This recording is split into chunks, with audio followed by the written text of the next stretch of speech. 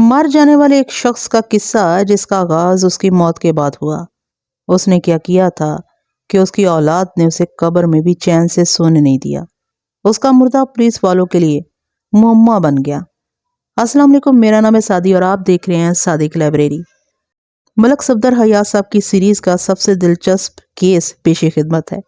امید کرتی ہوں کہ آپ اس کو بہت انجوائے کریں گے۔ آئیے آغاز کرتے ہیں اس کیس کا جس کا نام ہے نعرے جہنم۔ لیکن اس سے پہلے جو میرے چینل پر نیو ہے جلدی سے چینل کو سبسکرائب کر لیجئے اور بیل کے آئیکن کو لازمی سے پریس کیجئے گا، اور اگر آپ کو کہانی پسند آئے تو ویڈیو کو لائک، کمنٹ اور شیئر کرنا پلیز ہرگز مت بھولیے گا۔ شور و غل، پکڑ دھکڑ، زنجیروں کی جھنکار، مجرموں کا تعاقب، پرخطر لمحات اور مظلوموں کی فریادیں، زور آوروں کی لن ترانیاں، گولیوں کی ٹھائیں ٹھائیں اور ڈاکوؤں سے مقابلے۔ آج یہ سب کچھ قصہ ماضی بن چکا ہے۔ یہ بھولی بسری یادیں بعض اوقات دل میں عجیب سا احساس پیدا کرتی ہیں۔ اس ضعیف العمری کے دور میں کبھی لان میں ٹہلتے ہوئے اور کبھی آرام کرسی پر اونگتے ہوئے بس اوقات دل میں خیال آتا ہے کہ کیا یہ سب کچھ واقعی میرے ساتھ پیش آیا تھا یا میں نے کوئی خواب دیکھا تھا۔ ہاں، شاید دنیا میں یہی ہوتا ہے۔ زندگی کی ولولہ انگیزیاں یا تو یادوں میں گم ہو جاتی ہیں یا تاریخ کا حصہ بن جاتی ہیں۔ تو آئیے یادوں کے دریچے واہ کریں اور جوانی کے ولولہ انگیز دور کے چند صفحات پر نظر ڈالیں۔ وہ گرمیوں کے دن تھے اور صبح کا وقت تھا۔ میں کلف لگی وردی میں ملبوس تیز چلتا ہوا تھانے میں داخل ہوا۔ وہاں درجن بھر افراد میرا انتظار کر رہے تھے۔ ان میں شبینہ ڈیوٹی کے دوران گرفتار ہونے والے افراد بھی تھے اور سائلین بھی۔ میں جلدی جلدی معاملات نپٹانے لگا۔ سائلین میں ایک ادھیڑ عمر عورت بھی تھی۔ اس نے صاف ستھرے کپڑے پہن رکھے تھے اور متوسط طبقے کی فرد معلوم ہوتی تھی۔ اس کے ساتھ اس کا نوجوان بیٹا بھی تھا۔ اس نے اپنا نام زرینہ اور اپنے بیٹے کا نام تنویر عباس بتایا۔ اس کا شوہر جس کا نام غلام عباس تھا گزشتہ رات سے لاپتہ تھا اور اسے ڈر تھا کہ اس کے ساتھ کوئی حادثہ نہ پیش آ گیا ہو۔ تم نے اپنے شوہر کو آخری بار کب دیکھا تھا؟ میں نے پوچھا۔ اور وہ کس کام کے لیے گھر سے نکلا تھا؟ کل رات کھانا کھانے کے بعد وہ ٹہلنے کے لیے باہر نکلا تھا، اس نے جواب دیا۔ میرا خیال ہے اس کے بعد وہ واپس نہیں آیا۔ کیا مطلب ہے؟ کیا وہ تمہیں خبر ہوئے بغیر واپس آ سکتا تھا؟ آج کل گرمیوں کی وجہ سے وہ چھت پر سوتا ہے، ہم لوگ صحن میں سوتے ہیں۔ رات کو اس کے جانے کے بعد میں نے چھوٹے موٹے کام نپٹائے اور اپنے بستر پر لیٹ گئی۔ باہر کا دروازہ میں نے کھلا چھوڑ دیا تھا۔ صبح جب میں نے چھت پر جا کر دیکھا تو بستر خالی پڑا تھا۔ آپس میں کوئی ناراضگی تو نہیں تھی؟ ناراضگی تو کوئی بھی نہیں تھی۔ اگر ناراضگی ہو بھی تو وہ گھر چھوڑ کر کبھی نہیں جاتا، تو پھر وہ واپس کیوں نہیں آیا؟ تمہاری کسی سے کوئی دشمنی وغیرہ تو نہیں ہے؟ اس قسم کی دشمنی تو کسی سے نہیں ہے۔ اس قسم سے تمہاری کیا مراد ہے؟ اور میرا مطلب ہے کہ ہمارا کوئی آدمی کبھی گم نہیں ہوا، اس نے جواب دیا۔ ہم لوگ زبانی کلامی دشمنی سے کبھی آگے نہیں بڑھے۔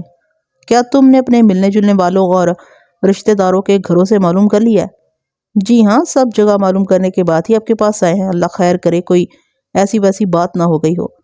میں نے رپورٹ درج کرا دی اور زرینہ بیگم کو فوری کارروائی کا یقین دلا کر رخصت کر دیا۔ 2 گھنٹے بعد ہیڈ کلرک کے کمرے سے جھگڑنے کی آواز سنائی دی۔ میں صورتحال معلوم کرنے کا ارادہ ہی کر رہا تھا کہ ہیڈ کلرک 3 آدمیوں کے ہمراہ میرے کمرے میں داخل ہوا۔ ایک آدمی میلی سی سوتی واسکٹ اور دھوتی میں ملبوس تھا۔ واسکٹ کے نیچے قمیض نہیں تھی۔ سانولے رنگ کا وہ مسکین سا آدمی پیروں سے ننگا تھا۔ دیگر 2 آدمیوں نے اسے دائیں بائیں سے پکڑ رکھا تھا اور وہ احتجاج کرتے ہوئے خود کو چھڑانے کی ناکام کوشش کر رہا تھا۔ جن 2 افراد نے اسے پکڑ رکھا تھا ان میں سے ایک ادھیڑ عمر اور دوسرا نوجوان تھا۔ ان کے لباس اور رکھ رکھاؤ سے اندازہ ہوتا تھا کہ وہ متوسط طبقے سے تعلق رکھتے ہیں۔ بعد میں پتہ چلا کہ وہ باپ بیٹا تھے اور جس شخص کو انہوں نے پکڑ رکھا تھا وہ گورکن تھا۔ اس کو بند کریں جی، نوجوان نے کہا۔ اس نے ہمارے دادا جی کی لاش غائب کر دی ہے۔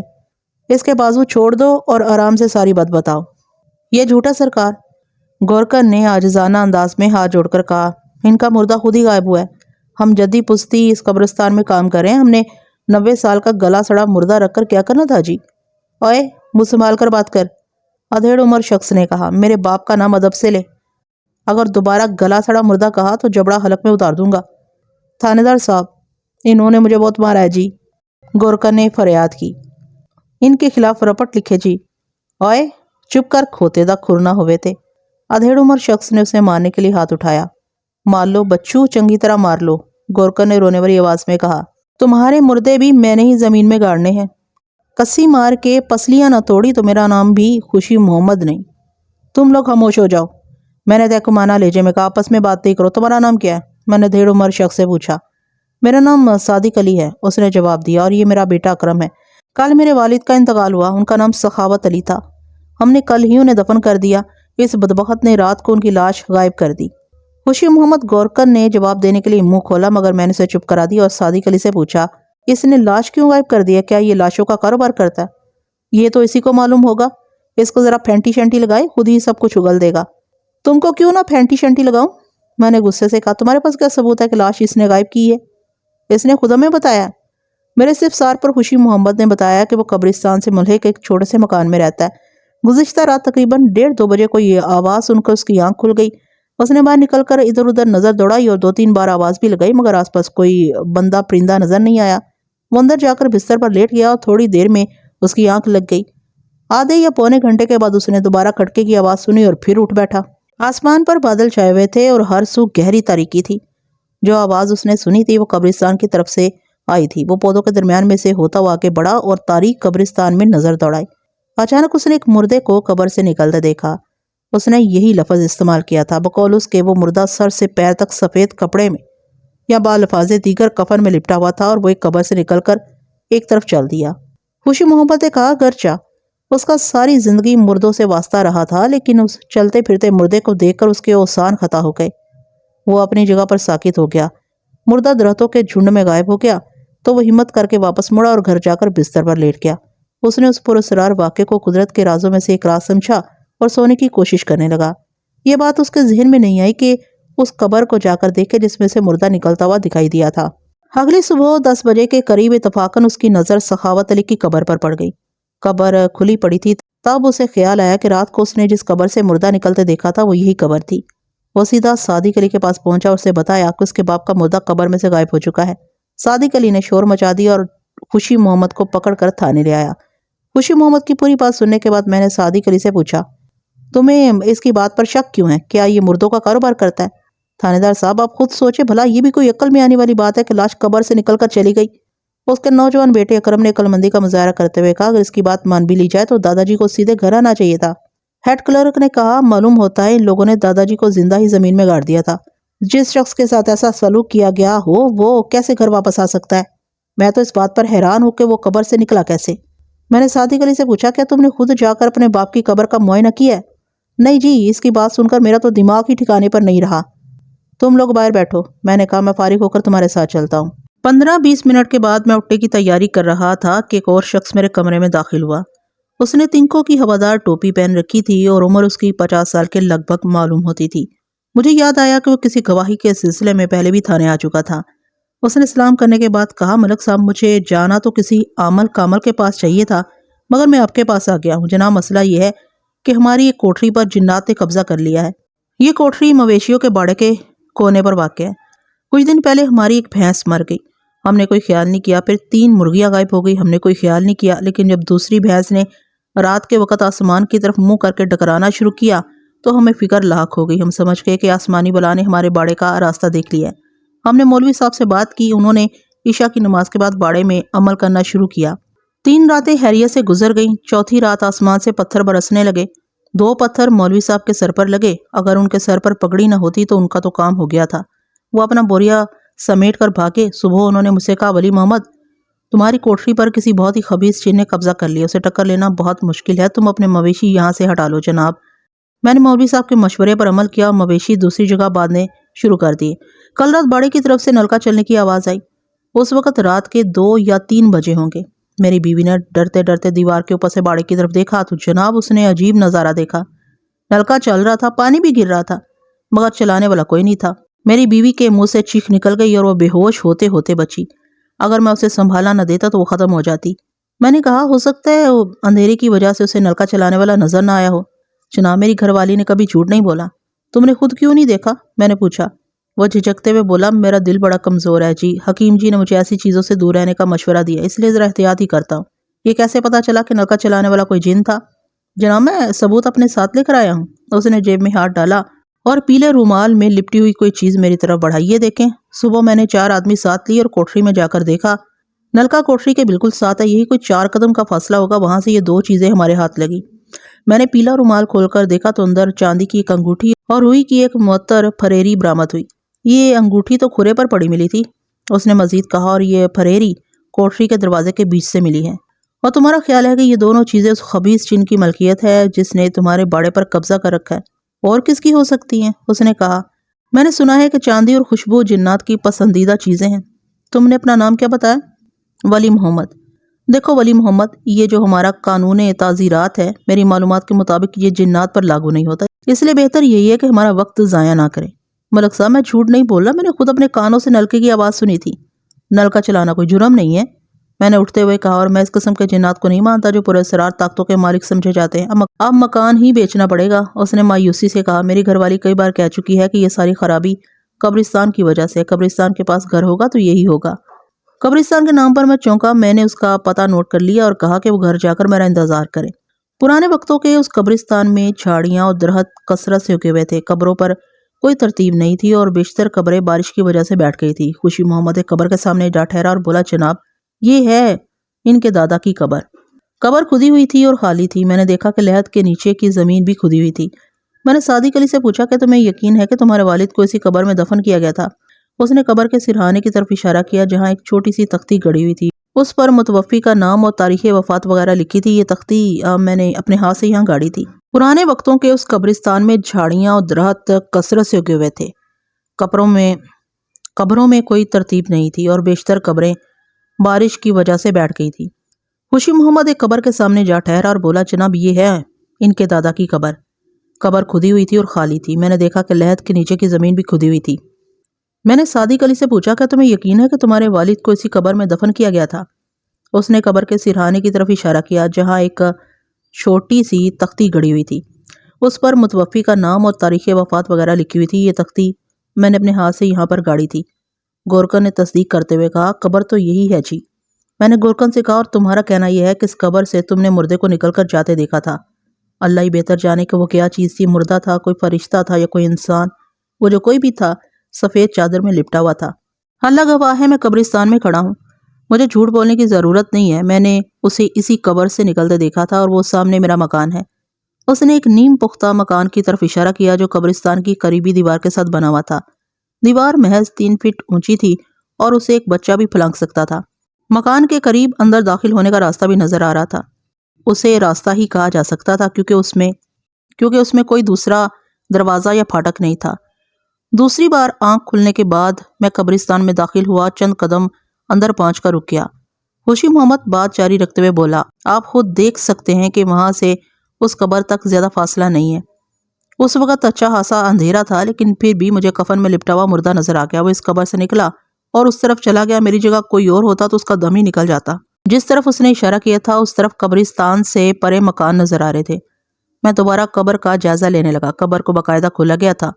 सारी मट्टी बाहर पड़ी थी। बिलफर्ज अगर कोई जिंदा इंसान कब्र में दफन हो जाता तो वो बाहर नहीं निकल सकता था। ताहम अगर वो अपनी रूहानी और जिस्मानी कुव्वतों को बुरोए कार लाते हुए बाहर निकल भी जाता तो उसे सारी मट्टी निकालने की ज़रूरत नहीं थी। मलक साहब, ये झूठ बोलता है। सादिक अली ने कहा, सोचने की बात है, कभी मुर्दे भी कब्रों से निकले हैं और बात सिर्फ लाश की नहीं है। तो क्या मतलब? मैंने पूछा। दूसरी बातों को छोड़ें, अकरम ने जल्दी से कहा। कब्रों की रखवाली करना इसकी जिम्मेदारी है। अगर दादाजी की लाश ना मिली तो हम इसे जिंदा नहीं छोड़ेंगे। मुझे महसूस हुआ कि बीच में कोई गड़बड़ जरूर थी। कोई खुफिया राज था जिसे वो जाहिर नहीं करना चाहता था, और वो राज या तो कब्र से ताल्लुक रखता था या उस लाश से। मैंने कहा, खुशी मोहम्मद, ये तो किसी तगड़े आदमी का काम मालूम होता है। लहद भी खुदी हुई है, मुर्दे में इतनी जान कहाँ से आ गई? और फिर उसको नीचे खुदाई करने की क्या जरूरत थी? और जनाब, ये बात तो वही जाने जिसने ये काम किया है। खुशी मोहम्मद ने कहा, या अल्लाह जाने। मैंने तो जो देखा था वो आपको बता दिया है, इससे ज्यादा मुझे मालूम नहीं है। उसके लहजे में आजिज़ी थी, वो झूठा नहीं मालूम होता था। मैं सादिक अली को एक तरफ ले गया और कहा, सादिक अली, इस मामले में कोई गुंडी ज़रूर है। मैं इस बात पे तुम्हारे साथ इतफाक़ करता हूँ कि कब्र बाहर से खोदी गई है, किसी ने बाकायदा लाश निकाली है, लेकिन इसमें खुशी मोहम्मद का हाथ नज़र नहीं आता। मुझे ये बताओ कि लाश के जिस्म पर कोई कीमती चीज़ तो नहीं थी, कोई सोने या हीरे की अंगूठी वगैरह? बात करते वक्त मेरी नज़रें उसके चेहरे पर थीं। वहाँ मुझे ऐसे तासुरात नजर आए जो मेरे अंदाजे की तस्दीक करते थे। ऐसी तो कोई बात नहीं है, उसने तामुल करते हुए कहा। کوئی شخص ایک انگوٹھی کے لیے پوری لاش غائب نہیں کر سکتا۔ یہ بات بھی معقول تھی۔ تب ہی مجھے وہ چاندی کی انگوٹھی یاد آ گئی جو ولی محمد نامی شخص نے مجھے دکھائی تھی۔ میں نے سوچا ہو سکتا ہے کہ اس انگوٹھی کا مرنے والے سے کوئی تعلق ہو۔ اگرچہ وہ اتنی قیمتی انگوٹھی نہیں تھی لیکن اس کی کوئی عملی اہمیت بھی ہو سکتی تھی، یعنی وہ کسی بزرگ کا تحفہ یا کوئی کراماتی انگوٹھی بھی ہو سکتی تھی۔ لاش کی گمشدگی کی بات بستی میں پھیل چکی تھی اور لوگ قبرستان میں اکٹھا ہونا شروع ہو گئے تھے۔ میں نے صادق علی کو ساتھ دیا اور ولی محمد کا پتہ پوچھتے ہوئے اس کے دروازے پر پہنچ گیا۔ وہ مجھے دیکھ کر بہت خوش ہوا۔ اس نے ہمیں بیٹھک میں بٹھایا اور جلدی سے شربت بنا کر لے آیا۔ پھر اس نے جنات کی کہانی شروع کر دی۔ میں نے اس کی بات کاٹتے ہوئے کہا، ولی محمد، میں وہ چاندی کی انگوٹھی دوبارہ دیکھنا چاہتا ہوں۔ وہ اندر گیا اور پیلے رومال میں لپٹی ہوئی انگوٹھی لے آیا۔ انگوٹھی کے ساتھ خوشبودار پھریری بھی موجود تھی۔ میں نے یہ انگوٹھی مولوی صاحب کو بھی دکھائی ہے۔ اس نے کہا، ان کا کہنا ہے کہ یہ جناتی انگوٹھی ہے۔ انہوں نے مجھے اس جیسی سونے کی انگوٹھی بنوانے کا حکم دیا ہے۔ یہ انگوٹھی بطور تاوان جنات کی خدمت پہ پیش کی جائے گی۔ میں نے وہ چاندی کی انگوٹھی صادق علی اس کے بیٹے کو دکھائی اور پوچھا، کیا تم نے یہ انگوٹھی پہلے کبھی دیکھی ہے؟ صادق علی نے انگوٹھی دیکھ کر بھویں سکیڑی اور اپنے بیٹے کی طرف دیکھتے ہوئے بولا، پتر اکرم، یہ انگوٹھی تو… ہاں جی، یہ تو چاندی کی انگوٹھی ہے۔ اکرم نے جلدی سے کہا، ہم نے اسے پہلے کبھی نہیں دیکھا۔ نوجوان اپنے باپ سے زیادہ ہوشیار نظر آتا تھا۔ اس نے دوسری دفعہ باپ کی بات کا رخ بدلا تھا۔ واضح طور پر دونوں نے اس انگوٹھی کو پہچان لیا تھا، لیکن میں نے اس موضوع کو زیادہ نہیں چھیڑا اور دونوں کو رخصت کر دیا۔ ولی محمد نے کہا، ملک صاحب، آپ وقوعے کا معائنہ بھی کرتے جائے، ہو سکتا ہے کہ ادھر سے کوئی اور ثبوت آپ کے ہاتھ لگ جائے۔ چلو، میں نے کہا، وقوعہ بھی دیکھ لیتے ہیں۔ وہ مجھے سین کی طرف سے باڑے میں لے گیا۔ خاصا کشادہ باڑا تھا۔ ایک طرف چھپر کے نیچے کھرلی بنی ہوئی تھی اور ساتھ ہی ایک کچا کوٹھا تھا جس کے قریب ہی ایک نلکا تھا۔ داہنی طرف والی دیوار کے اوپر سے قبرستان نظر آتا تھا۔ درمیان میں ایک کچی سڑک تھی۔ باڑے کے بیرونی دروازے کا ایک پٹ ٹوٹا ہوا تھا، جس کا مطلب یہ تھا کہ کوئی بھی شخص بآسانی اندر آ سکتا تھا۔ باڑا سنسان پڑا تھا۔ ادھر ادھر سوکھا چارہ بکھرا پڑا تھا۔ میں نے نلکا چلا کر دیکھا، وہ ٹھیک کام کرتا تھا۔ کھرے میں لال مٹی نظر آ رہی تھی۔ وہاں کسی نے کیچڑ آلود ہاتھ یا پیر دھوئے تھے۔ میں نے ولی محمد سے پوچھا کہ یہاں کسی نے ہاتھ پیر دھوئے تھے؟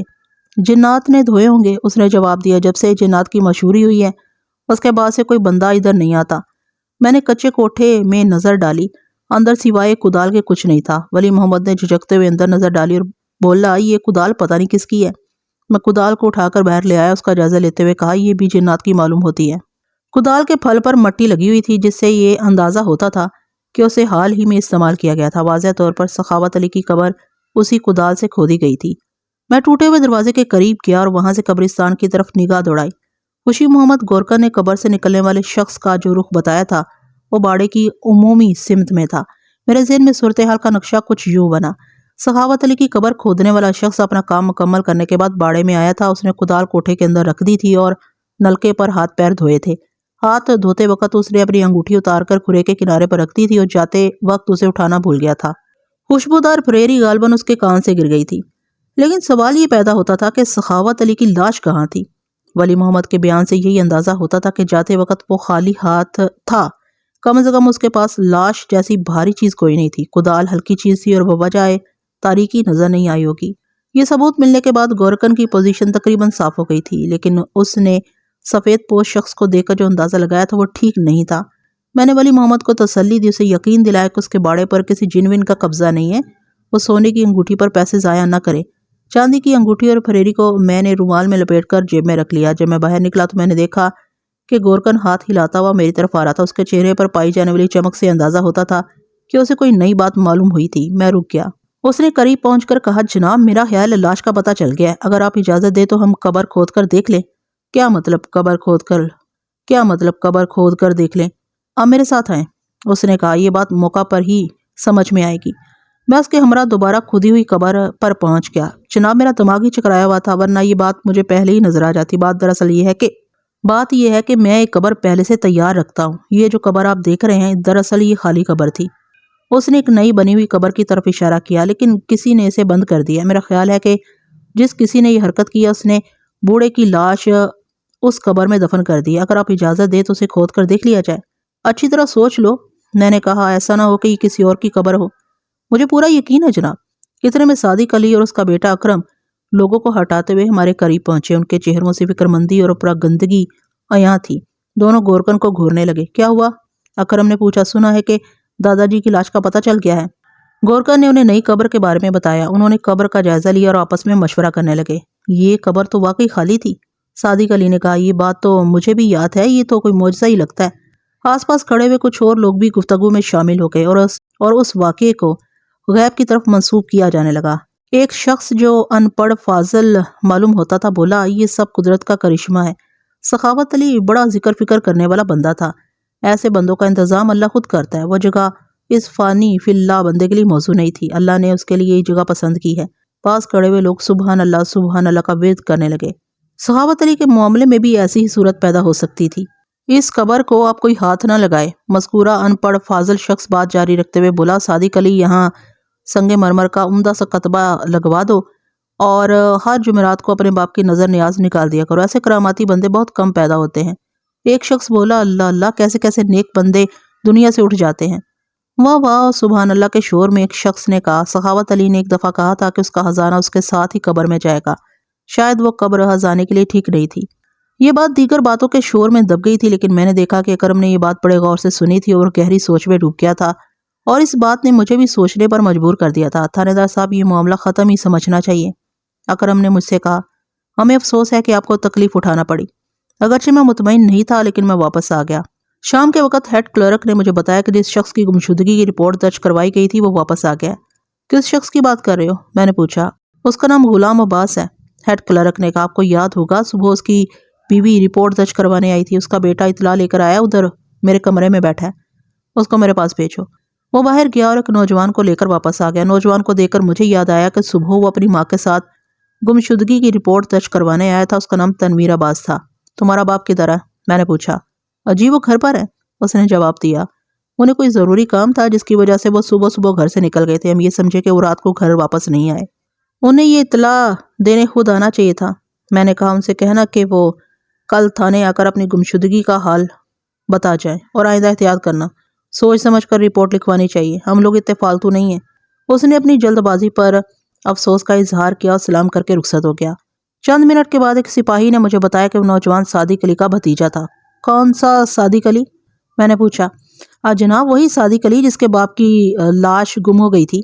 میں نے چونک کر پوچھا، تم نے یہ بات پہلے کیوں نہیں بتائی؟ میں سمجھا کہ آپ کو معلوم ہوگی۔ اس انکشاف سے میرے ذہن میں کئی سوالات پیدا ہوئے اور ان سوالات کے جواب معلوم کرنے کے لیے غلام عباس سے ملنا ضروری ہو گیا تھا۔ ضروری کاموں سے فارغ ہوتے ہوتے رات کے 8 بج گئے۔ تھانے سے فارغ ہو کر میں پہلے گھر گیا، وہاں کھانا کھایا، تھوڑا سا آرام کیا اور لباس تبدیل کر کے غلام عباس کے گھر پہنچ گیا۔ دستک کے جواب میں ایک لڑکی نے دروازہ کھولا اور میرے استفسار پر بولی، ابا جی تو گھر پر نہیں ہیں، کہاں گئے ہیں؟ میں نے پوچھا۔ میں پوچھ کر آتی ہوں۔ وہ دروازہ بھیڑ کر اندر چلی گئی۔ تھوڑی دیر کے بعد اس کی ماں دروازے پر آئی۔ پہلے تو اس نے مجھے پہچانا نہیں۔ میں نے اپنا تعارف کروایا تو وہ بولی، وہ تو اس وقت نہیں ہے، لڑکے نے آپ کو پیغام پہنچا دیا تھا، میں اسے صبح تھانے بھیج دوں گی۔ کیا وہ آج بھی سیر کرنے گیا ہے؟ اس نے تعامل کرتے ہوئے کہا، وہ کسی کام سے لائل پور گیا ہے، صبح تک واپس آ جائے گا۔ معلوم ہوتا ہے کہ اسے اپنے باپ کی موت کا کوئی دکھ نہیں ہے۔ کل اس کا باپ فوت ہوا ہے اور وہ سیر کرتا پھر رہا ہے۔ ایسی کوئی بات نہیں ہے جی، زرینہ بیگم نے جواب دیا، وہ ابا جی کی وفات کے سلسلے میں ہی گیا ہے۔ میں نے جیب سے چاندی کی وہ انگوٹھی نکالی جو ولی محمد کے باڑے سے ملی تھی، اسے دکھا کر پوچھا، اس انگوٹھی کو پہچانتی ہو؟ وہ رات کا وقت تھا اور صحن میں لگے ہوئے بلب کی مدھم روشنی دروازے تک پہنچتی تھی۔ زرینہ نے انگوٹھی ہاتھ میں لے کر دیکھی تو اس کے چہرے پر الجھن نمودار ہو گئی۔ چاندی کی انگوٹھی لگتی ہے، اس نے انگوٹھی واپس کرتے ہوئے جواب دیا۔ یہ کس کی انگوٹھی ہے؟ زرینہ بی بی، یہ بات تو میں نے تم سے پوچھی ہے، کیا تم نے اس انگوٹھی کو پہچانا نہیں؟ وہ تعامل کرتے ہوئے بولی، ایسی ایک انگوٹھی میرے آدمی کے پاس بھی ہے، پر پتہ نہیں۔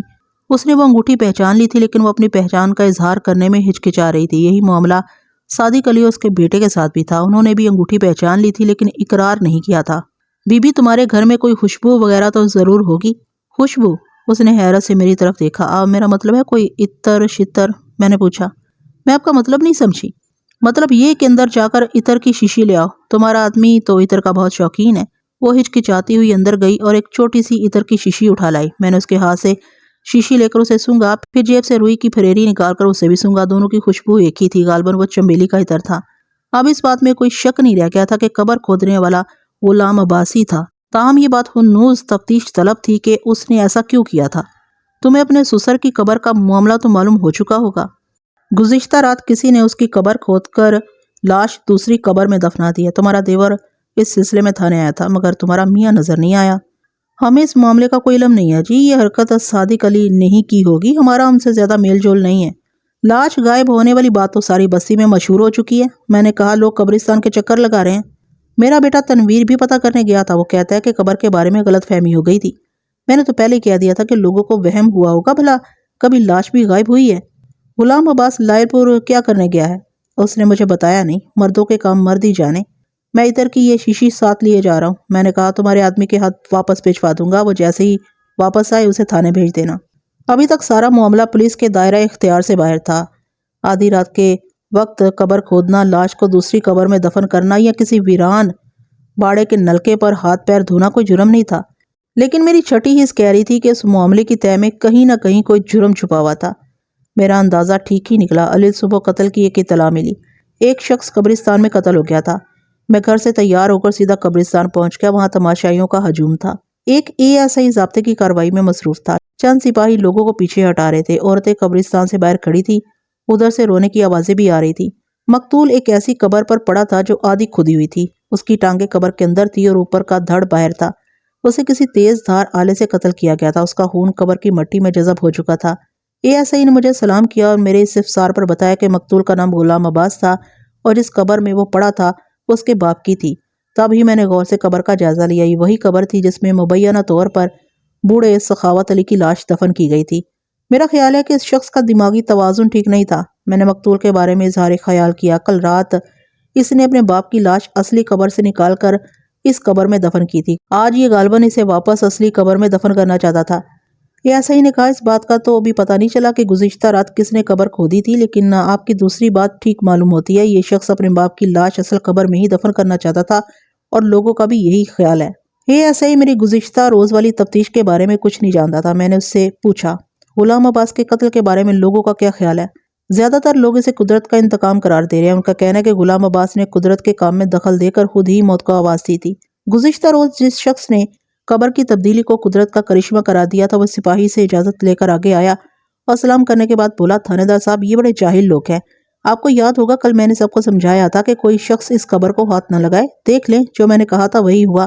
سخاوت علی بڑا پہنچا ہوا شخص تھا۔ قدرت نے اس کے بیٹے کو بھی معاف نہیں کیا۔ آپ میری طرف سے یہ اعلان عام کر دیں کہ جو شخص اس ولی اللہ کی قبر کے ساتھ چھیڑ چھاڑ کرے گا وہ زندہ نہیں بچے گا۔ اللہ اللہ کیسی شان والا بندہ تھا۔ میں نے مقتول کی طرف اشارہ کرتے ہوئے کہا آپ کا مطلب ہے یہ چھری قدرت نے چلائی ہے؟ اور کیا جناب، قدرت کی چھری بے آواز ہوتی ہے۔ میں نے ہجوم کی طرف دیکھا تو مجھے اس شخص کا چہرہ نظر آیا جس نے گزشتہ روز خزانے کی بات کی تھی۔ وہ 1.5 عمر کا پڑھا لکھا شخص معلوم ہوتا تھا۔ میں نے اسے اشارے سے قریب بلایا اور نام پوچھا۔ اس نے اپنا نام ساجد حسین بتایا۔ میں اسے ایک طرف لے گیا۔ ساجد حسین، کل تم نے کسی خزانے کا ذکر کیا تھا۔ وہ تھوڑا سا گھبرایا، بولا وہ تو صرف سنی سنائی بات تھی۔ میں بھی یہی پوچھ رہا ہوں پوری بات کیا تھی؟ پوری بات تو چاچا امام بخشی کو معلوم ہوگی، اس نے جواب دیا۔ اس کی اور سخاوت علی کی بڑی پرانی دوستی تھی، میں نے اسی سے یہ بات سنی تھی۔ میں نے اسے چاچا امام بخش کا پتہ پوچھ کر ڈائری میں نوٹ کر لیا، اسے فارغ کر دیا۔ ایک طرف غلام عباس کے رشتہ دار پریشان کھڑے تھے، ان میں اس کا بھائی صادق علی بھی تھا اور بیٹا تنویر بھی تھا۔ میں نے ان سے سرسری گفتگو کی، وہ سب بھی قدرت کے انتقام کی بات کر رہے تھے، خاصے توہم پرست لوگ تھے۔ ضابطے کی کارروائی مکمل کرنے کے بعد میں نے لاش پوسٹ مارٹم کے لیے بھجوا دی، موقع کے گواہوں کے بیانات قلم بند کی اور ایک ASI کے ہمراہ غلام عباس کے گھر پہنچ گیا۔ وہاں رونا پیٹنا مچا ہوا تھا۔ میں نے غلام عباس کی بیوہ زرینہ بیگم کو الگ بلا کر کہا مجھے تمہارے شوہر کی موت پر بہت افسوس ہے اور میں تمہارے غم میں برابر کا شریک ہوں۔ اگرچہ غم کی وجہ سے تمہاری حالت ٹھیک نہیں ہے، مگر ہمیں اپنی کارروائی بھی مکمل کرنا ہے اور اس سلسلے میں تم سے چند سوالات کرنا چاہتا ہوں۔ اب سوال و جواب سے کیا فائدہ؟ اس نے روندی ہوئی آواز میں کہا جو ہونا تھا ہو چکا۔ یہ تو ٹھیک ہے کہ ہم تمہارے شوہر کو دوبارہ زندہ نہیں کر سکتے، لیکن اس کے قاتل کو قانون کے سامنے تو پیش کر سکتے ہیں۔ ہم نے تو اپنا معاملہ اللہ کے سپرد کر دیا ہے۔ جس نے یہ ظلم کیا اسے اللہ پکڑے گا اور انشاءاللہ جلد پکڑے گا۔ زرینہ بی بی، کل جب تم اپنے شوہر کی گمشدگی کی رپورٹ درج کرانے آئی تھی تو تم نے میرے سوال کے جواب میں کہا تھا کہ تم لوگ زبانی کلامی دشمنی سے کبھی آگے نہیں بڑھے، مگر آج بات زبانی کلامی سے آگے بڑھ چکی ہے۔ تمہارے خیال میں یہ حرکت کس کی ہے؟ تھانے دار صاحب، میں کسی کا نام نہیں لے سکتی۔ میں کسی پر شک کر کے کیوں گنہگار بنوں؟ پرسوں رات تمہارا شوہر گھر پر نہیں تھا، مگر تم لوگوں نے غلط بیانی سے کام لیا اور کہا کہ وہ صبح صبح گھر سے نکل گیا تھا۔ کل رات تم نے مجھے بتایا کہ تمہارا شوہر کسی ضروری کام سے لائل پور گیا ہوا ہے، لیکن وہ اس وقت گھر میں ہی تھا۔ یہ تو آپ ہم پر شک کر رہے ہیں۔ میرے پاس ثبوت موجود ہے کہ پرسوں رات بھی تمہارا شوہر قبرستان میں تھا اور اسی نے اپنے باپ کی قبر کھودی تھی۔ کل بھی وہ قبر ہی کھود رہا تھا، لیکن قاتل نے اسے کام مکمل نہیں کرنے دیا۔ زرینہ بی بی، کیا تمہارا شوہر پاگل ہو گیا تھا؟ نہیں جی، وہ بالکل ٹھیک ٹھاک تھا۔ پھر اس نے اپنے باپ کی قبر کیوں کھودی تھی؟ کیا اسے قبر کے اندر سے کوئی خزانہ ملنے کی امید تھی؟ خزانے کے ذکر سے اس کے چہرے پر تھوڑی سی تبدیلی نظر آئی۔ بولی، مجھے اس بات کا کوئی علم نہیں ہے۔ کیا یہ صحیح ہے کہ غلام عباس کان میں عطر کی پھریری رکھتا تھا؟ اس نے تامل کرتے ہوئے کہا، ہاں یہ صحیح ہے۔ کل صبح جب وہ گھر واپس آیا تو کیا تم نے اسے پوچھا نہیں کہ اس نے رات کہاں گزاری تھی اور رات بھر کیا کرتا رہا تھا؟ تھانے دار صاحب، وہ مجھے باہر کی کوئی بات نہیں بتاتا تھا۔ اگر وہ مجھے بتا کر گھر سے جاتا تو میں تھانے میں رپورٹ درج کروانے کیوں آتی؟ کل جب میں تھانے سے واپس گھر پہنچی تو وہ اندر پڑا سو رہا تھا۔ دوپہر کے بعد جب اٹھا تو میں نے اسے پوچھا کہ وہ ساری رات کہاں تھا، لیکن اس نے مجھے ڈانٹ دیا۔ کل رات گھر سے نکلتے وقت اس نے یہی کہا تھا کہ وہ لائل پور جا رہا ہے۔ اگر مجھے معلوم ہوتا کہ وہ کسی اور چکر میں ہے تو میں اسے روکنے کی کوشش ضرور کرتی۔ تمہارے سسر کہاں رہتے تھے؟ میرے دیور کے گھر میں رہتے تھے۔ میرے آدمی کے ساتھ ان کی بالکل ہی بنتی تھی۔ قدرے توقف کے بعد اس نے اضافہ کیا، بنتی تو کسی کے ساتھ بھی نہیں تھی، لیکن صادق علی نے دولت کے لالچ میں انہیں اپنے پاس رکھ لیا تھا۔ کیا تمہارے سسر کے پاس بہت دولت تھی؟ ہوگی، ہم نے تو کبھی نہیں دیکھی، جھوٹ کیوں بولوں۔ کوئی جائیداد وغیرہ بھی نہیں؟ جائیداد بھی تھی، لیکن انہوں نے تھوڑی تھوڑی کر کے سب بیچ ڈالی۔ یعنی جو کچھ بھی تھا نقدی وغیرہ کی صورت میں تھا۔ یہ باتیں تو آپ صادق علی سے ہی پوچھیں۔ لیکن میں صادق علی سے پہلے امام بخش سے ملنا چاہتا تھا۔ امام بخش کی عمر 80 اور 90 برس کے آس پاس معلوم ہوتی تھی۔ وہ اپنے گھر کے کشادہ صحن میں استادہ پیڑ کے نیچے چارپائی پر لیٹا ہوا تھا۔ میں دیکھ کر وہ اٹھ بیٹھا۔ اس کے کندھے کشادہ اور قد لمبا تھا۔ اس کا ڈھانچہ بتا رہا تھا کہ وہ جوانی میں خاصا مضبوط شخص رہا ہوگا، لیکن اب وہ ہڈیوں کا ڈھانچہ بن چکا تھا۔ اس نے ململ کا کرتا پہن رکھا تھا جس میں سے اس کی پسلیاں نمایاں طور پر نظر آ رہی تھی۔ ایک لڑکا ہمارے بیٹے کے لیے موڑے لے آیا۔ اس گھر میں مجھے غربت کے سائے نظر آئے۔ او کاکا، تھانے دار صاحب کے لیے کوئی لسی پانی لے کے آ۔ بوڑھے امام بخش نے پاٹدار آواز میں کہا، بیٹھو سرکار، تم کو دیکھ کر بڑی خوشی ہو رہی ہے۔ ایک زمانہ تھا کہ وردی کی جھلک دیکھ کر میرے پیروں کو پہیے لگ جاتے تھے اور میں دیواریں اور کوٹھے پھلانگتا ہوا یہ جا وہ جا ہو جاتا تھا۔ میں نے غور سے اس کی طرف دیکھا اور سمجھ گیا کہ وہ ماضی میں کیا تھا۔ میں نے کہا، چاچا، وردی اتنی خوفناک چیز بھی نہیں ہے۔ پتر تھانے دار، وقت وقت کی بات ہے۔ اس زمانے میں مجھے وردی سے زیادہ خطرناک کوئی چیز نہیں لگتی تھی۔ یہ تمہارے پیدا ہونے سے پہلے کی باتیں ہیں، پچھلی صدی کے قصے ہیں۔ اس زمانے کی باتیں ہیں جب ایک آنے سیر چھوٹا گوشت ملتا تھا اور 10 روپے میں جوان کی شادی ہو جاتی تھی۔ سچ کہتے ہو چاچا؟ یہ ایسا ہی نے کہا، وقت بڑے بڑوں کا جھنڈا ڈاؤن کر دیتا ہے۔ خیر سے جوانی میں دھندا کیا تھا تمہارا؟ بوڑھے نے مانی خیز انداز میں سر ہلایا، بولا، کاکا تو ابھی کچا آفیسر ہے۔ تھانے دار میری بات سمجھ گیا۔ کبھی موقع ملے تو اپنے ہیڈ کوارٹر کی پرانی فائلیں ضرور دیکھنا، ان میں امام بخش گجر اور سکھے ڈاکو کا نام ضرور ہوگا۔ یہ ایسا ہی نے آنکھیں پھیلا کر میری طرف دیکھا۔ اب ایسا سب رولا ہی رولا ہے، امام بخش نے بات جاری رکھتے ہوئے کہا۔ بندہ کچھ بھی کر لے، آخر ایک دن اس کی پھوک نکل جاتی ہے۔ جب میں جوان تھا تو بڑا روب داب تھا میرا۔ شریف شرفا مجھے دیکھ کر کان لپیٹ لیا کرتے تھے، لیکن اب میں حرکت کرتا ہوں تو ہڈیاں کھڑکھڑ کرتی ہیں۔ ایک بچہ بھی مجھے دھکا دے دے تو مجھ سے اٹھا نہ جائے۔ میں نے اس کی بات کاٹتے ہوئے کہا، چاچا، جوانی کے قصے تو کبھی ختم نہیں ہوتے۔ ہم تم سے سخاوت علی کے بارے میں کچھ پوچھنے آئے ہیں۔ سخاوت علی یعنی سکھے ڈاکو کے بارے میں؟ میں غلام عباس اور صادق علی کے باپ کی بات کر رہا ہوں، جس کا 3 دن پہلے انتقال ہو گیا تھا۔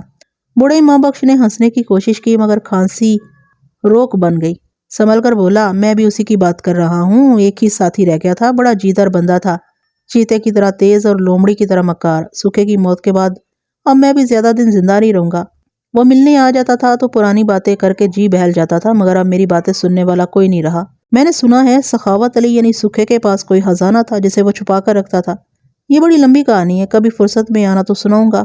اس وقت تو تم جلدی میں معلوم ہوتے ہو۔ آپ کہانی سنائیں، ہمیں کوئی جلدی نہیں ہے۔ بوڑھے امام بخش نے خاصی لمبی چوڑی کہانی سنائی۔ میں اس کا خلاصہ آپ کی خدمت میں پیش کر دیتا ہوں۔ 20ویں صدی کے اوائل میں سخاوت علی عرف سکھے ڈاکو کا کام خاصا زوروں پر تھا۔ چوری ڈکیتی اور راہزنی اس کا پیشہ تھا۔ اس نے بڑے بڑے سیٹھوں کی تجوریاں خالی کی تھی اور بے حساب دولت لوٹی تھی، لیکن یہ دولت اس کے ہاتھ میں کبھی رکی نہیں تھی۔ جیسے آتی تھی ویسے ہی نکل جاتی تھی۔ جب اس کی جوانی ڈھلنے لگی تو اسے گھر کے آرام کی ضرورت محسوس ہونے لگی۔ اس نے امام بخش سے اس بات کا ذکر کیا۔ امام بخش نے بھی اسے تاکید کی۔ امام بخش نے بھی اس کی تائید کی۔ دونوں نے فیصلہ کیا کہ 2-4 لمبے ہاتھ مارنے کے بعد انہیں کوئی کاروبار شروع کر دینا چاہیے۔ لیکن ہم اپنے علاقے میں کاروبار نہیں کر سکتے، سکھے نے خیال ظاہر کیا۔ یہاں پولیس ہمیں ایک دن بھی چین سے نہیں بیٹھنے دے گی، چوری ڈکیتی کی ہر واردات ہمارے کھاتے میں ڈال دے گی۔ اور ایک بات اس کے علاوہ بھی ہے۔ وہ کیا؟ امام بخش نے پوچھا۔ وہ یہ کہ یہاں کوئی شریف آدمی ہمیں بیٹی نہیں دے گا۔ تو کیا تو شادی کرنا چاہتا ہے؟ دیکھ امام بخش، شرافت سے زندگی گزارنے کے لیے شادی بہت ضروری ہے۔ اگر آدمی اکیلا ہو تو محلے والے اسے ٹیری نظروں سے دیکھتے ہیں۔ دیکھ یار سکھے، میں یہ جھنجٹ پالنا نہیں چاہتا۔ میں نے سنا ہے کہ بندہ جب بھی مار کھاتا ہے بیوی سے کھاتا ہے، کوئی فکر نہ کر، سب ٹھیک ہو جائے گا۔ بہرحال دونوں نے بڑی دیکھ بھال کے بعد ایک علاقہ منتخب کیا اور وہاں جائیداد بنانی شروع کر دی۔ جب وہ اس علاقے میں جاتے تو شریفوں والا حلیہ بنا لیتے اور آنکھیں نیچی رکھتے۔ چند سالوں میں انہوں نے وہاں اچھی خاصی جائیداد بنا لی، بھینس پال کر دودھ کا کاروبار شروع کر دیا۔ چونکہ وہ اپنے آپ کو عزت دار ثابت کرنا چاہتے تھے، اس لیے ہر شخص کے ساتھ بڑی خوش اخلاقی سے پیش آتے۔ تھوڑے ہی عرصے میں ان کا بھینسوں کا کاروبار خوب چل نکلا اور دونوں نے شادیاں کر لی، لیکن ان کی بدقسمتی کہ ان کا ایک پرانا ساتھی جس کا نام جمال تھا، جیل سے فرار ہو کر ان کے پاس پہنچ گیا۔ کچھ عرصہ خیریت سے گزر گیا۔ ایک رات جمال نے 2 ساتھیوں کے ہمراہ ایک قریبی گاؤں میں ڈکیتی کی واردات کی۔ جب وہ واردات مکمل کر کے نکل رہے تھے تو گاؤں والوں نے ان پر حلہ بول دیا۔ انہوں نے جم کر مقابلہ کیا، جمال زخمی ہو گیا اور گاؤں کے 2 آدمی مارے گئے۔ جمال کے ساتھیوں نے اسے سخاوت علی کے پاس چھوڑا اور اپنا حصہ لے کر راتوں رات وہاں سے نکل گئے۔ اگلی صبح پولیس گاؤں میں پہنچی اور جمال کے ساتھ سخاوت اور امام بخش کو بھی گرفتار کر لیا۔ اس وقت تک کسی کو یہ معلوم نہیں تھا کہ سخاوت علی اور امام بخش پیشہ ور ڈکیت تھے۔ اس بات کا سب سے زیادہ صدمہ سخاوت علی کی بیوی فاطمہ کو ہوا۔ اس وقت وہ 2 بچوں کی ماں بن چکی تھی۔ سخاوت علی اور امام بخش نے سزا سے بچنے کے لیے اپنی ساری جائیداد داؤ پر لگا دی، لیکن چونکہ ان کا پچھلا ریکارڈ اچھا نہیں تھا، اس لیے صفائی کی مضبوط شہادتوں کے باوجود دونوں کو 3 سال کی قید بمشقت ہو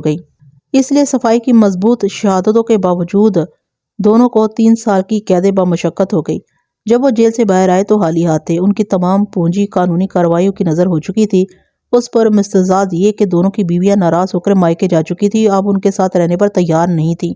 یہ صورتحال دیکھ کر سخاوت علی نے امام بخش سے کہا، امام بخشا، اس وقت ہمیں بیویوں کے پیچھے پڑنے کی بجائے اپنے مالی حالات کی فکر کرنی چاہیے۔ پلے مال ہو تو عورت کو منانا آسان، اوئے ہڈ پیر مضبوط ہو تو سب کچھ ہو جاتا ہے۔ میں سوچ رہا ہوں ہمیں کوئی تھوک کا کاروبار کرنا چاہیے۔ تھوک کا کاروبار؟ امام بخش نے شک آمیز نظروں سے سخاوت علی کو گھورا۔ کس قسم کا تھوک کا کاروبار؟ ہم ازسرِ نو کام شروع کریں گے، یہ سوچ کر کہ آج ہمارے کام کا پہلا دن ہے۔ اوئے چھاڑ یار، ساری کیتی کرائی کو کھاتے پہ گئی۔ امام بخش نے کہا، میرا دل تو چاہتا ہے کہ کچلا کھا کے مر جاؤں۔ ہوئے جھلیا، میری بات سمجھنے کی کوشش کر، سن میں تجھے ایک مثال بتاتا ہوں۔ فیقے کے پاس 1 لاکھ روپے تھے اور شیدے کے پاس صرف 5,000 روپے تھے۔ فیقے کے 90,000 چوری ہو گئے، باقی کتنے بچے؟ باقی 10,000 بچے، پر بات کیا بنی؟ ابھی میری بات پوری نہیں ہوئی۔ شیدے نے 1,000 روپے کا کاروبار کیا اور کھا پی کے 1,000 روپے نفع کما لیا۔ اس طرح اس کے پاس 2,000 ہو گئے۔ زیادہ کس کے پاس ہوئے؟ مجھے یہ بجھارتیں اچھی نہیں لگتی۔ امام بخش نے کہا، سیدھی سی بات ہے، زیادہ فیقے کے پاس ہوئے، لیکن بات کیا بنی؟ بات یہ بنی کہ فیقے کو دل کا دورہ پڑ گیا اور شیدہ خوشی سے ناچنے لگا، حالانکہ خوش زیادہ پیسے والے کو ہونا چاہیے تھا۔ اصل میں ساری بات سوچ کی ہے۔ اگر بندے کا نقصان ہو جائے تو اسے اپنی سوچ کو تھوڑا پیچھے لے جانا چاہیے۔ میرا مطلب ہے کہ ہم نقصان پر رونے کی بجائے یہ سوچ لیتے ہیں کہ ہمارے پاس کچھ تھا ہی نہیں۔ آج ہمارے کام کا پہلا دن ہے، اگر سوچ صحیح ہو تو بندہ اپنے آپ کو 100 دکھوں سے بچا سکتا ہے اور دوسرے کو 100 طرح سے بے وقوف بنا سکتا ہے۔ امام بخش نے مجھے بتایا کہ سکھے کی اس بات سے اس کے دل میں بڑی طاقت پیدا ہوئی۔ انہوں نے پوری ہمت سے کام شروع کر دی اور چند سالوں میں دوبارہ جائیداد بنا لی، لیکن اس نے یہ نہیں بتایا کہ کیا کام شروع کیا تھا۔ سخاوت علی عرف سکھے ڈاکو نے اسے ایک اور گر سمجھایا، امام بخشا، بندے کی عزت پیسے سے ہوتی ہے۔ پیسہ تھوڑا ہو تو تھوڑی عزت ہوتی ہے، زیادہ ہو تو زیادہ۔ اگر میرے پاس 1,000 روپے ہوں تو میں 10,000 والی ٹور بنا سکتا ہوں، اور اگر 10,000 ہوں تو 1,00,000 والی ٹور بنا سکتا ہوں۔ جب ہم بیویوں کو لینے جائیں گے تو ایسے ہی ٹور بنا کر جائیں گے۔ میری بات سمجھ رہے ہو نا؟ سمجھ تو رہا ہوں، پر اوئے کوئی فکر فاقہ نہ کر، لوگ یہ نہیں کہتے کہ مال دکھاؤ، بس وہ بندے کی ٹور شور دیکھ کر اندازہ لگا لیتے ہیں۔ دونوں نے اس نسخے پر عمل کرتے ہوئے اپنے لیے عمدہ کپڑے سلوائے، بیوی بچوں کے لیے تحفے خریدے اور بڑی آن بان کے ساتھ اپنے سسرال پہنچے۔ ان کی ٹور شور کا خاطر خواہ اثر ہوا اور سسرال والے ان کی بیویوں کو رخصت کرنے پر راضی ہو گئے۔ امام بخش نے مجھے بتایا کہ سکھے کی بیوی فاطمہ خوش نہیں تھی۔ وہ گھر والوں کے دباؤ میں آ کر رخصت تو ہو گئی، پر اس نے سخاوت علی کو دل سے قبول نہ کیا۔ اس نے اولاد کے دل میں بھی باپ کے لیے نفرت کا بیج بو دیا۔ یوں زندگی گزرتی رہی اور فاصلے بڑھتے رہے۔ ان کی اولادیں جوان ہو گئی اور ان کی شادیاں بھی ہو گئی۔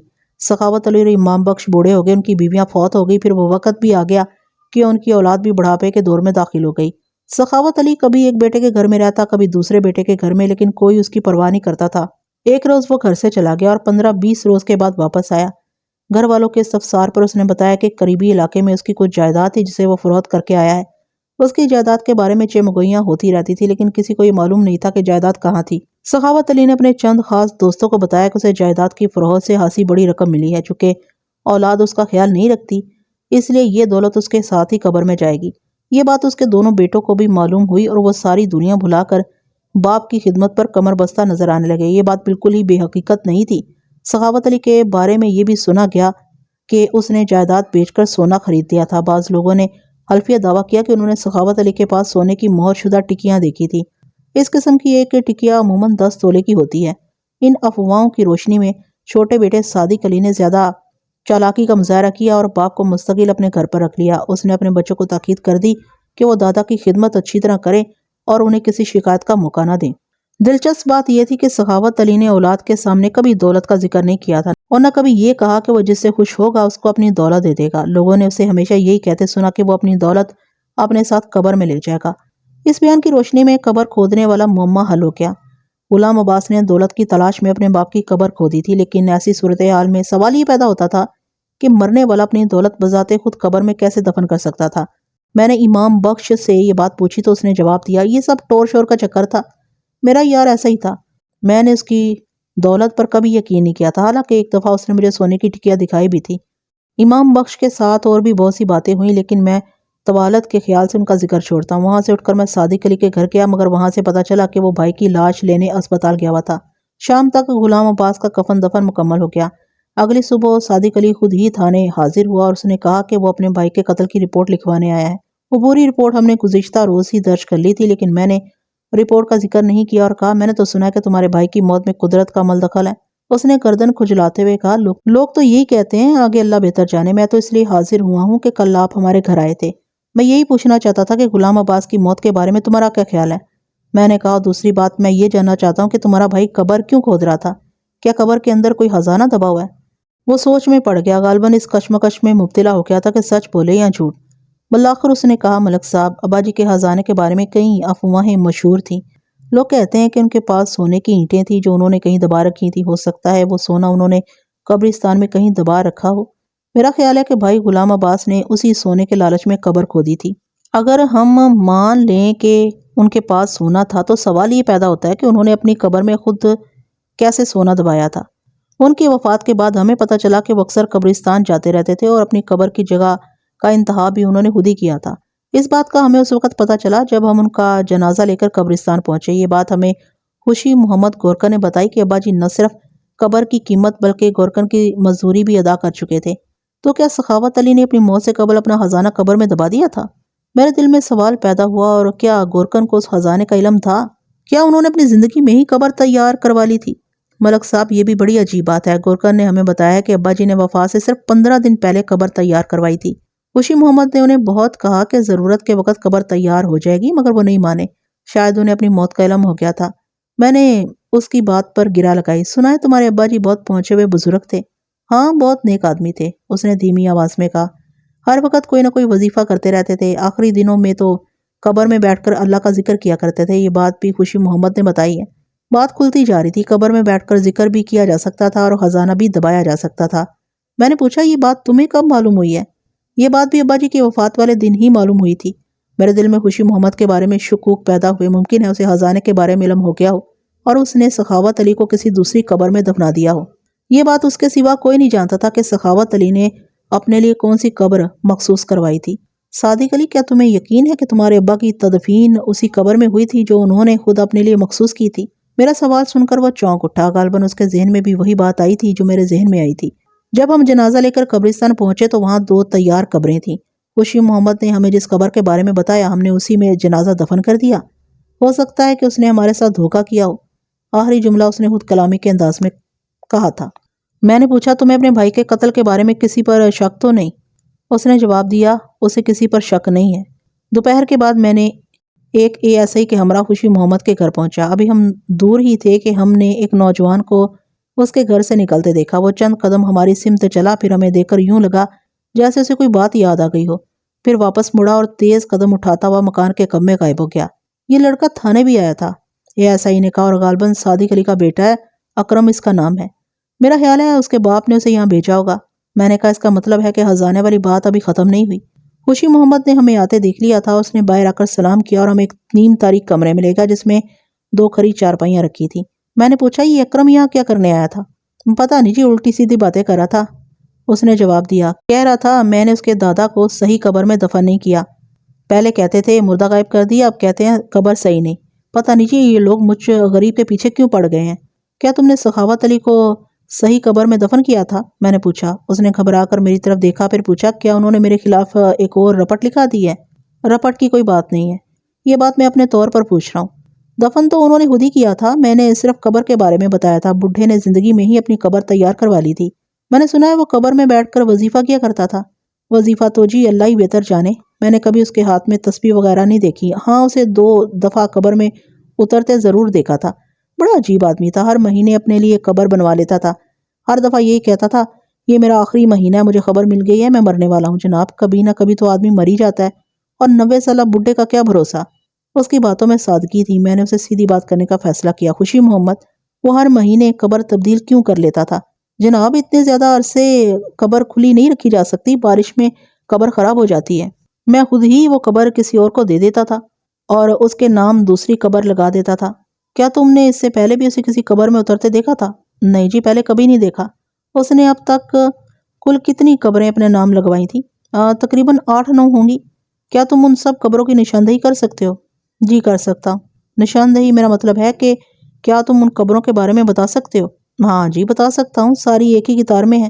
لمحہ بھر کے لیے میرے ذہن میں خیال آیا کہ سخاوت علی کا خزانہ ان قبروں میں سے کسی ایک قبر میں دفن ہوگا، بشرطے کہ واقعی کوئی خزانہ تھا۔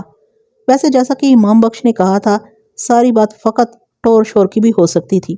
لوگوں کا خیال ہے کہ سخاوت علی نے اپنی جائیداد بیچ کر اس کا سونا خرید لیا تھا۔ میں نے کہا اور وہ سارا سونا اس نے کسی قبر میں دبا دیا تھا، تمہارا کیا خیال ہے؟ مجھے ایسی کوئی بات معلوم نہیں ہے، اس نے جواب دیا۔ اگر مجھے معلوم ہوتا تو میں وہ سونا نکال نہ لیتا۔ اگر اسے سونے کا علم ہوتا یا اس نے سونا نکالا ہوتا تو وہ ایسی بات نہ کہتا۔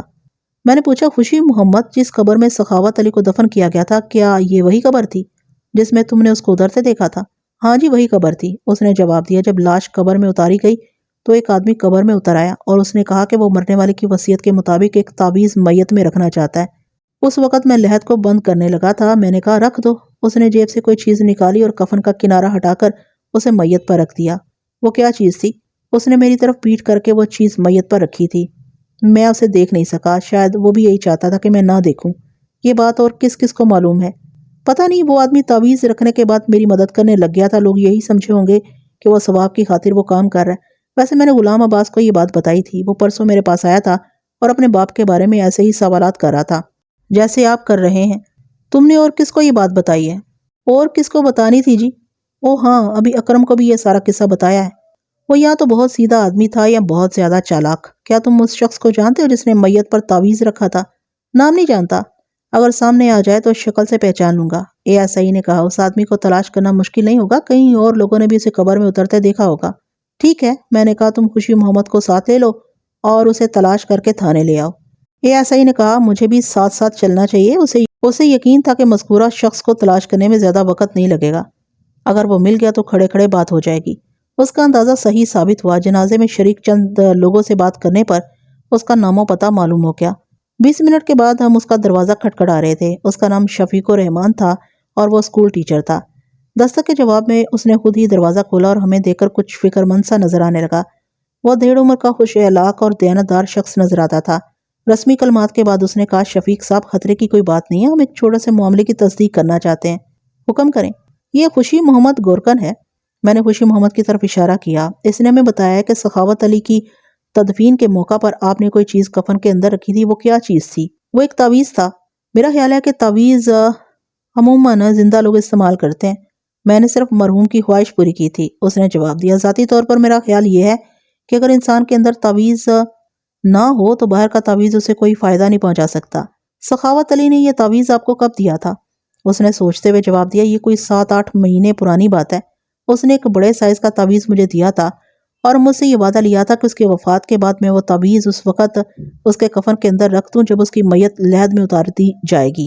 نیز یہ بھی وعدہ لیا تھا کہ میں اس تعویذ کا اس کی موت سے قبل کسی سے ذکر نہیں کروں گا۔ میں نے اس کام کو ایک بوڑھے شخص کی آخری خواہش سمجھ کر کرنا قبول کر لیا تھا، ورنہ ذاتی طور پر مجھے وہ کام بے حکمت ہی معلوم ہوا تھا۔ آپ کے خیال میں اس تعویذ کے اندر کیا چیز تھی؟ جناب میں نے کبھی امانت میں خیانت نہیں کی۔ اس تعویذ کو میں نے 2 دفعہ دیکھا تھا، ایک دفعہ اس وقت جب سخاوت علی نے اسے میرے سپرد کیا تھا اور دوسری دفعہ اس وقت جب اس کی وفات ہوئی۔ باقی سارا عرصہ میں نے اسے صندوق میں بند رکھا۔ میری فطرت میں تجسس نہیں ہے، ویسے وہ ویسے وہ عام تعویذوں سے بہت مختلف تھا، اس کا سائز بھی خاصا بڑا تھا اور وزن بھی زیادہ تھا۔ میرا خیال ہے کہ اس کے اندر کسی دھات کا ٹکڑا تھا۔ آپ نے اسے یوں ہی رکھ دیا تھا یا باندھ دیا تھا؟ باندھنے کا موقع نہیں تھا، اس نے جواب دیا۔ میں نے کفن کا کنارہ اٹھا کر اسے میت کے سینے پر رکھ دیا تھا۔ پھر تو وہ کہیں گر گیا ہوگا، میں نے سوچا۔ لاش ایک قبر سے نکال کر دوسری قبر میں دفن کی گئی تھی اور یہ کام رات کے اندھیرے میں کیا گیا تھا۔ اس عمل کے دوران تعویذ یا تو گر گیا تھا یا غلام عباس کے ہاتھ لگ گیا تھا۔ میں نے ماسٹر شفیق الرحمان کا شکریہ ادا کیا، خوشی محمد کو چھٹی دے دی اور ASI کے ہمراہ واپس تھانے پہنچ گیا۔ وہ پراسرار تعویذ میرے لیے اچانک اہمیت اختیار کر گیا تھا۔ سخاوت علی عرف سکھا ڈاکو کوئی معقول انسان نہیں تھا، وہ پڑھا لکھا بھی نہیں تھا۔ ایسے لوگوں کی اپنی ایک مخصوص سوچ ہوا کرتی ہے۔ میں نے سوچا کہ اس نے اپنی دولت کی تشتہیر اور پراسرار تعویذ کا مسئلہ اپنی ناخلف اولاد سے انتقام لینے کے لیے کھڑا کیا تھا۔ اس کا بڑا بیٹا یعنی غلام عباس اس انتقام کا نشانہ بن چکا تھا۔ جس شخص نے اسے قتل کیا تھا اس نے بھی سخاوت علی کی مبینہ دولت کے بارے میں وہی اندازہ لگایا تھا جو غلام عباس نے لگایا تھا، یعنی اس کا بھی یہی خیال تھا کہ دولت کا راز سخاوت کی قبر کے اندر یا پراسرار تعویذ کے اندر تھا۔ کوئی عجب نہیں کہ تعویذ کے اندر کوئی نقشہ، کوئی ہنڈی یا کسی خفیہ صندوق کی چابی بند ہو۔ مجھے خیال آیا کہ غلام عباس کا قاتل موقع ملتے ہی سخاوت علی کی قبر کھودنے کی کوشش کرے گا، لہٰذا قبرستان کی نگرانی ضروری تھی۔ رات کے 9 بجے میں نے ولی محمد کا دروازہ کھٹکھٹایا۔ اس وقت میرے ساتھ ایک ASI اور 2 سپاہی تھے۔ ہم چاروں سادہ لباس میں تھے۔ ملک صاحب آپ اس وقت؟ ولی محمد نے حیرانی سے آنکھیں چپکائیں۔ کیا پھر کوئی واردات ہو گئی ہے؟ ہم تمہارے جنات سے ملنے آئے ہیں۔ میں نے کہا آج کی رات ہم تمہارے باڑے میں گزاریں گے۔ خیریت تو ہے نا؟ خیریت تو صبح ہی معلوم ہوگی۔ میں نے کہا تم ایسا کرو، باڑے میں ہمارے لیے چارپائیوں اور بستروں کا انتظام کر دو، لیکن سارا کام بڑی خاموشی سے ہونا چاہیے، آس پاس خبر نہ ہو۔ اس نے سپاہیوں کو ساتھ لیا اور چند منٹوں میں باڑے کے ایک حصے کی صفائی کر کے وہاں چارپائیاں بچھا دی اور کھانے پینے کے بارے میں پوچھا۔ ہم گھر سے کھا پی کر آئے ہیں، میں نے جواب دیا۔ اگر کسی چیز کی ضرورت ہوئی تو مانگ لیں گے، اور اب تم جا کر آرام کرو۔ ہم رات کے 11 بجے تک جاگتے رہے۔ اس اثناء میں سپاہی قبرستان کی نگرانی کرتے رہے۔ انہیں میں نے قبرستان کی دیوار کے ساتھ ایسی جگہ پر بٹھا دیا تھا جہاں سے سخاوت علی کی قبر صاف نظر آتی تھی۔ ویسے بھی وہ رات کے وقت قبرستان میں قدم رکھتے ہوئے گھبراتے تھے۔ جس مقام پر وہ ڈیوٹی دے رہے وہاں درختوں کی وجہ سے تاریکی تھی۔ میں نے سپاہیوں کو تاکید کر دی تھی کہ اگر وہ قبرستان میں کوئی حرکت دیکھیں یا آواز سنیں تو از خود کوئی کارروائی نہ کریں اور بلا تاخیر مجھے جگا دیں۔ دن کے وقت قبرستان میں 2 سپاہی پہرا دیتے رہے تھے، لیکن شام کے وقت میں نے ان کی ڈیوٹی ختم کر دی تھی۔ اس کے علاوہ میں نے گورکن کو تاکید کر دی تھی کہ رات کے وقت اگر اسے قبرستان سے کسی قسم کی آواز سنائی دے تو وہ گھر سے باہر نہ نکلے۔ رات کے تقریباً 1:45 بجے ایک سپاہی نے مجھے جھنجھوڑ کر جگایا اور ہولے سے بولا ملک صاحب جلدی سے اٹھ جائیں، قبرستان میں ایک آدمی چل پھر رہا ہے۔ میں جلدی سے اٹھ بیٹھا۔ ASI مجھ سے پہلے ہی جاگ چکا تھا۔ میں نے جلدی سے جوتے پہنے، ہولسٹر کندھے پر ڈالا اور باڑے سے نکل کر قبرستان کی دیوار کی طرف بڑھا۔ سپاہی اور ASI میرے پیچھے تھے۔ ہم نے فلیٹ بوٹ پہن رکھے تھے تاکہ چلتے وقت قدموں کی آواز پیدا نہ ہو۔ رات گرم اور سنسان تھی۔ ابتدائی راتوں کا چاند غروب ہو چکا تھا اور حشرات اللیل کی آواز رات کے سناٹے میں ارتعاش پیدا کر رہی تھی۔ قبرستان کی طرف دیکھ کر دل پر خوف سا طاری ہوتا تھا۔ سپاہی نے قبرستان کی طرف اشارہ کرتے ہوئے کہا تھوڑی دیر پہلے اس طرف کوئی چیز حرکت کرتی دکھائی دی تھی۔ میں نے اشارے کی سمت دیکھا مگر کوئی متحرک شے دکھائی نہیں دی۔ کوئی جانور ہوگا؟ جانور نہیں لگتا تھا، سپاہی نے کہا، خاصی قداور شے تھی۔ اوئے یہ شے کیا ہوتی ہے؟ ASI نے کہا آدمی ہوگا یا کوئی جانور؟ جناب قبرستان میں کوئی تیسری شے بھی ہو سکتی ہے۔ اس کا اشارہ بھوت پریت یا روح وغیرہ کی طرف تھا۔ ہم بیٹھ کر انتظار کرنے لگے۔ ہماری نظریں قبرستان کی طرف لگی ہوئی تھیں۔ آسمان پر پھیلے ہوئے انگنت ستارے زمین پر مدھم اجالا کر رہے تھے۔ ویسے ہمارے پاس ٹارچیں بھی تھیں، لیکن ہم انہیں اشد ضرورت کے سوا استعمال نہیں کرنا چاہتے تھے۔ 10-12 منٹ کے بعد قبرستان میں ایک ہیولا سا حرکت میں آیا۔ وہ بہت احتیاط سے چل رہا تھا۔ کبھی کبھار کوئی خشک پتا اس کے پیر کے نیچے آ کر چراہٹ پیدا کرتا تو وہ لمحہ بھر کے لیے رک جاتا۔ بالآخر وہ سخاوت علی کی قبر کے قریب پہنچ کر رک گیا اور غلام عباس کے ادھورے کام کو مکمل کرنا شروع کر دیا۔ مجھے یہ بتانے کا خیال نہیں رہا کہ میں نے تفتیشی ضرورت کے تحت سخاوت علی کی قبر پر مٹی ڈالنے کی اجازت نہیں دی تھی۔ قبر آدھی سے زیادہ کھدی ہوئی تھی۔ قبر کھودنے والا بہت احتیاط سے کام کر رہا تھا۔ مٹی نکالنے سے بہت مدھم آواز پیدا ہو رہی تھی۔ ASI نے کہا میرا خیال ہے کہ اسے گھیر کر پکڑ لینا چاہیے۔ ابھی نہیں، میں نے کہا اسے اپنا کام مکمل کرنے دو۔ ASI نے قدر تلخی سے کہا کہ آپ اسے لاش کی بے حرمتی کی اجازت دے رہے ہیں۔ یہ بات مجھے بھی پسند نہیں تھی۔ لمحہ بھر کے لیے میرا ارادہ تبدیل بھی ہوا۔ میں نے سوچا کہ قبل اس کے کہ وہ لاش کو قبر سے نکالے ہمیں اسے گرفتار کر لینا چاہیے، لیکن میں نے اپنے ارادے کو عملی جامہ نہیں پہنایا۔ دراصل میں معاملے کی تہہ تک پہنچنا چاہتا تھا۔ اگر میں اسے مزید قبر کھودنے سے روک دیتا گو وہ شخص ایک بڑے نقصان سے بچ جاتا، مگر وہ بات سامنے نہ آتی جو اس عبرت انگیز واقعے کو آپ تک پہنچانے کا محرک بنی۔ قبر کھودنے والا کافی گہرائی میں جا چکا تھا اور صرف اس وقت نظر آتا تھا جب وہ مٹی باہر پھینکتا تھا۔ میں نے اپنے ساتھیوں کے ہمراہ آہستہ آہستہ آگے بڑھنا شروع کیا، درختوں اور پودوں کی اوٹ میں، قدموں کی اوٹ میں، یہاں تک کہ ہم چند قدم کے فاصلے پر پہنچ گئے۔ میں نے اپنے ساتھیوں سے کہہ دیا تھا کہ وہ میرے حکم کے بغیر کوئی حرکت نہ کریں۔ کچھ دیر کے بعد قبر کھودنے والے نے اپنا کام موقوف کر دیا اور قبر کے اندر غائب ہو گیا۔ غالباً اب وہ اس چیز کی تلاش میں تھا جس کے لیے اس نے ساری محنت کی تھی۔ میرا ارادہ یہ تھا کہ جب وہ قبر سے باہر نکلے گا تو میں اسے گرفتار کر لوں گا۔ قبر کے اندر مدھم روشنی نظر آئی، شاید کوئی چھوٹی ٹارچ تھی۔ میں یہ سوچ ہی رہا تھا کہ قبر کے اندر سے ایک دلدوز چیخ سنائی دی۔ وہ آواز جو پورے قبرستان میں گونجتی چلی گئی تھی، اس میں ایسی دہشت اور ایسی شدت تھی کہ ہمارے رونگٹے کھڑے ہو گئے۔ چند لمحوں کے لیے ہم اپنی جگہوں پر ساکت ہو گئے۔ قبر کھودنے والا قبر سے باہر نکلا اور چیخیں مارتا ہوا ایک طرف بھاگا۔ اسے کچھ ہوش نہیں تھا کہ اس کے راستے میں کیا چیز آ رہی تھی۔ وہ قبروں، جھاڑیوں اور اونچی نیچی جگہوں کو پھلانگتا چلا جا رہا تھا۔ اسے روکو، میں نے چیخ کر کہا۔ اس کے تعاقب میں بھاگا۔ میرے ساتھیوں نے بھی میری تقلید کی۔ مذکورہ شخص 2-3 دفعہ گرا مگر اس نے دوڑنا موقوف نہیں کیا۔ گرنے کی وجہ سے اسے واضح طور پر اچھی خاصی چوٹیں آئی تھیں، تاہم اس کی رفتار میں کوئی کمی واقع نہیں ہوئی تھی۔ مجھے یقین ہو گیا کہ ہم اسے پکڑ نہیں سکیں گے۔ قبرستان کی دیوار پھلانگنے کے بعد وہ ہماری نظروں سے اوجھل ہو گیا۔ ہم چونکہ قبروں سے بچ کر بھاگ رہے تھے اس لیے ہمیں لمبا راستہ اختیار کرنا پڑ رہا تھا۔ قبرستان کی دیوار پھلانگنے کے بعد میں رک گیا۔ ایک کھلی جگہ سے رونے اور گڑ گڑانے کی آواز آ رہی تھی۔ میں آگے بڑھا تو دیکھا مذکورہ شخص سجدے میں پڑا تھا اور اپنا دہنا ہاتھ زور زور سے زمین پر مارتے ہوئے کہہ رہا تھا، اللہ میری توبہ، اللہ میری توبہ، مجھے آگ کے عذاب سے بچا، مجھے آگ کے عذاب سے بچا۔ ہم چاروں اس کے قریب کھڑے ہو کر حیرت سے اس کی حالت کا مشاہدہ کرنے لگے۔ میں نے اس پر ٹارچ سے روشنی ڈالی اور جھک کر اس کا چہرہ دیکھا۔ او، یہ تو صادق علی کا بیٹا اکرم ہے۔ ایسائی نے کہا، اوئے کیا ہوا ہے تمہیں؟ ایک سپاہی نے اسے پکڑ کر سیدھا کھڑا کر دیا۔ میں نے ٹارچ کی روشنی میں دیکھا وہ بری طرح کانپ رہا تھا اور اپنے داہنے ہاتھ کو کبھی جھٹکتا، کبھی بغل میں دباتا اور کبھی دونوں ٹانگوں میں دباتا تھا۔ لیکن یہ بات بڑی واضح تھی کہ اس کی تکلیف کسی طرح کم نہیں ہو رہی تھی۔ کہیں اسے سانپ نے تو نہیں کاٹ لیا؟ ایک سپاہی نے کہا، بھائی ذرا ہاتھ تو دکھاؤ۔